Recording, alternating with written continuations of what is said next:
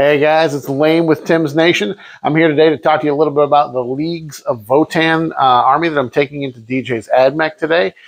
I ran Leagues of Votann a couple weeks ago, and that was focused on just volume of fire. This is a more durable Leagues of Votann list. So I've got 20 Hearthguard in the list. I've got 2 Hecatons, so we have a lot of high toughness, 2-up saves. We've got 4 Sagittars. They're kind of durable for, the fact that they're small transports. So we have some durability. We have some firepower. It may be a little bit lacking in scoring units. I don't have any of the Pioneer Jet Bikes today because I didn't want to put them in there. I didn't want more Sagittars. We're going to try and run without them. I love them. I love my Pioneer Jet Bikes. But we're going to try without them today. So we'll see. I might miss the uppy downy ability that the jet bikes have. But I do have 4 Sagittars that'll be moving around. So sometimes I can use them to do actions if I need to.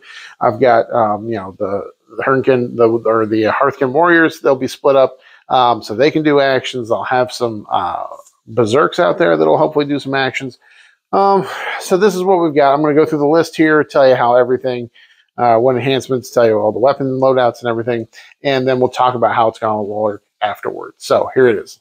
All right, today's Leagues of Votann list. We got a lot of vehicles and a lot of Hearthguard in this list. Now, I'm not going to go through too much detail on the rules for the judgment tokens, but basically if something has judgment tokens, 1, I get +1 to hit, 2, I get +1 to wound, and at the start of the game, I pick 4 of my opponent's units, and I give them 2 judgment tokens to start. Let's see. So the actual list, we've got 2 Iron Hair champions.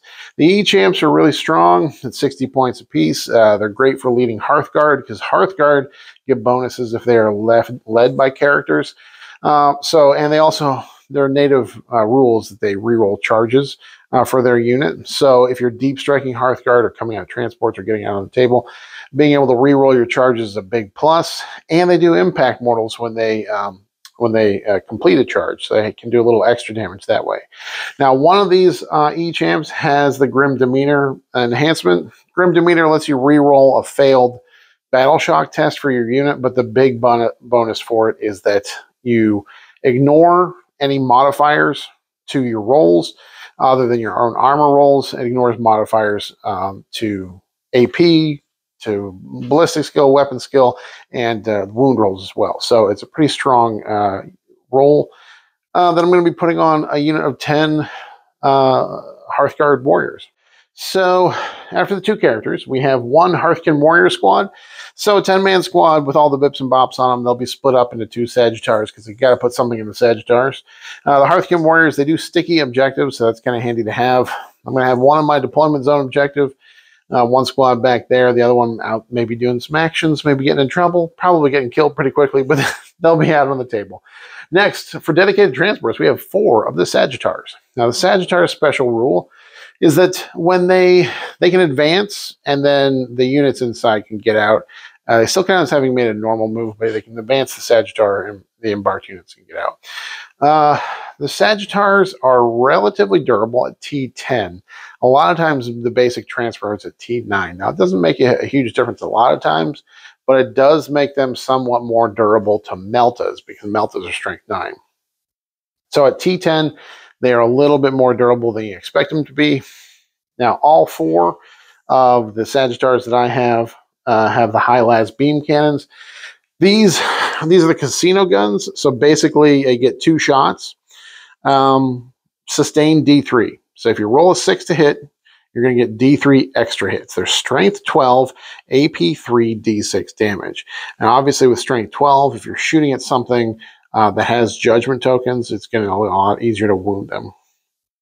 So we're just fishing for 6s, and that's why a lot of people like to run multiple of them. With 1, you can't rely on rolling 6s very often, but with 4 of them on the table, the odds that I throw a couple 6s in a shooting phase are going to add up and be much more likely. So part of their buff comes from taking more of them so you can more reliably get those 6s.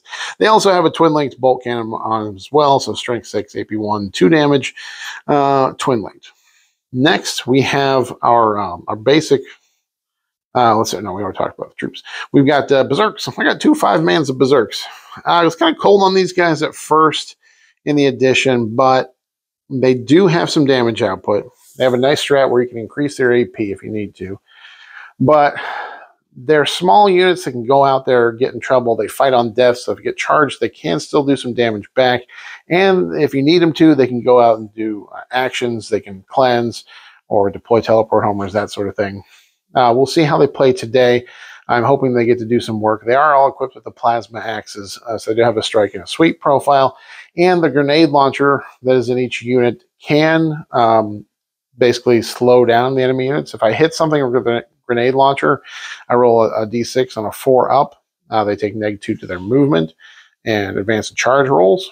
So we'll see if that comes into play today. There's so many times when I bring the grenade launchers and they just don't do anything, or, you know, it's me, so I may forget about the special rule. So we got the Berserks. Now, a big chunk of this list is 20 Einherjar Hearthguard. So I have one 10-man brick of Hearthguard. This will be led by the E-Champ with the Grim Demeter enhancement. The 10-man will have the plasmas, the Eddakarn plasma guns, and they will have the concussion gauntlets. So that's the 10-man brick. And then I've got two 5-mans that will be riding around in the Hekatons. And the 5-mans have the Vulcanite guns. So the Vulcanite guns do mortal wounds. They have devastating wounds. So I'll talk about it a little more when we get to the Hekatons, but they have a chance to re-roll those wounds on the turn they disembark from the Hekaton. Now, the nice thing about the Hearthguard is they have such a tremendous volume of shots with their grenade launchers. Each one gets D6 shots with their grenade launcher. They're only strength 4, only 1 damage, no AP, but they're D6 blasts, so they can put out a ton of shots. And remember, when they're shooting at something with judgment tokens, they can always, even if something is toughness 12 or toughness 13, they're still going to be wounding on 5s if it has 2 judgment tokens. So they can still squeeze through a significant damage just through the volume of fire they have. The 10-man brick will get 10 D6 shots blast into a target. I'm sad that DJ is not bringing all of his Rangers today, all of his 7 or 8 10-man squads that he had last time, because this would do a lot of work in all those squads. Yeah, so that's the two. We got, like I said, one 10-man, the 2 5-mans. 2 5-mans will ride around the Hekatons. Might as well talk about the Hekatons, because here we are. The 2 Hekatons. Now, this is the only thing in the army that's not actually WYSIWYG. Both Hekatons will be using the SP conversion beamer, not the Magna Rail. One of them is modeled with the Magna Rail. So they're all going to have bolt cannons. Both have the SP heavy conversion beamer. Now, the Hekaton special rule is a whole bunch of terms and conditions, but it's basically fire support. I've heard it called elsewhere. There are other armies that have similar rules, but on the turn when something disembarks from the Hekaton shoots, picks something that's shot, and then the disembarked models, the ones that disembarked that turn from the Hekaton, can shoot at that same target and will get to reroll all their wound rolls. So, of course, I'll have the Vulcanite guns on the Hearthguard in there. So when they get out, they'll be able to fish for mortal wounds when we need those, especially because a lot of stuff, DJ's AdMech have really strong saves. Have invulns, they have strong saves. There are going to be a lot of 2-ups with all those robots. So we're going to need those mortal wounds. The Hekatons themselves, because of the war gear they have, they ignore cover, but all their guns are AP1. So if DJ's got a lot of armor contempt in the deployment zone, he's gonna be making 2-up saves on those stinking robots. So yeah, that is the list. All right, so here's what I hope to see happening today. I hope to kill some of DJ's army. I don't think I'm going to kill the whole thing. There's a lot of durability here. Those robots with their 2-up armor and their toughness 9 and their 5-up invuln saves. There's so many invulns in the AdMech army.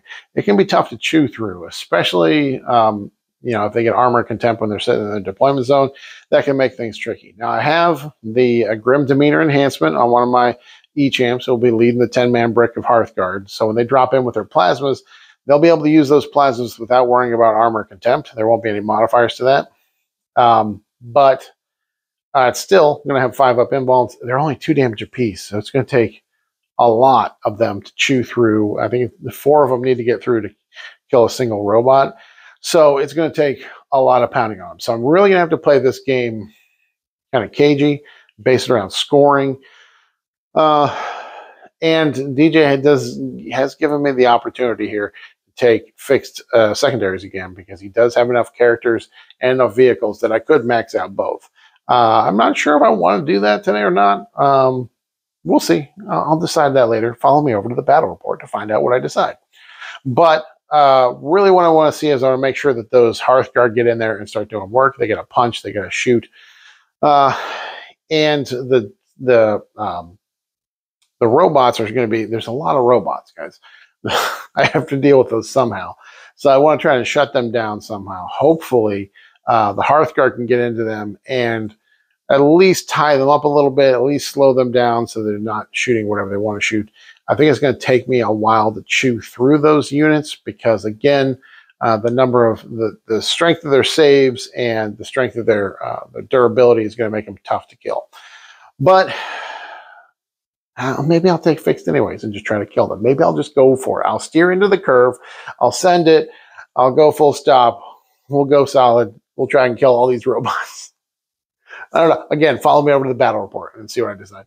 But really what I want to make sure I do is use the stratagem that lets the Votann fall back, shoot, and charge. That is super strong when you're, especially with the Hearthguard, because they have decent shooting and decent fighting. When they can take advantage of that and fall back and shoot and charge again, that's going to help them a whole lot. Also, I want to see if we can get some mortal wounds out of the Vulcanite guns on the Hearthguard when they're getting out of the Hecatons. There's only really one turn that'll happen. Unless I get them back in, re-embark them, and then disembark them again. But that's going to take them out of the action for quite a bit, so it'll probably be just the one turn when they disembark. We'll see if we can get some mortal wounds. Each of them, the Vulcanite guns, gets 3 shots, so a 5-man squad will get 15 shots.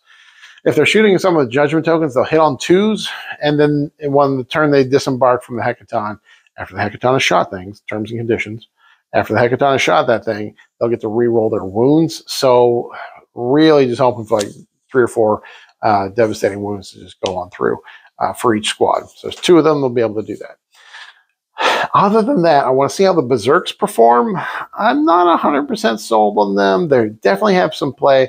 It's definitely matchup dependent. I want to see if I can get them in there, get them mixing up, and see if they contribute today. So let's keep an eye out on the Berserks and see how they perform, see if they earn their spot in the list and get to keep it for next time. All right, guys, follow me over to the battle report, and let's see how these little squats do.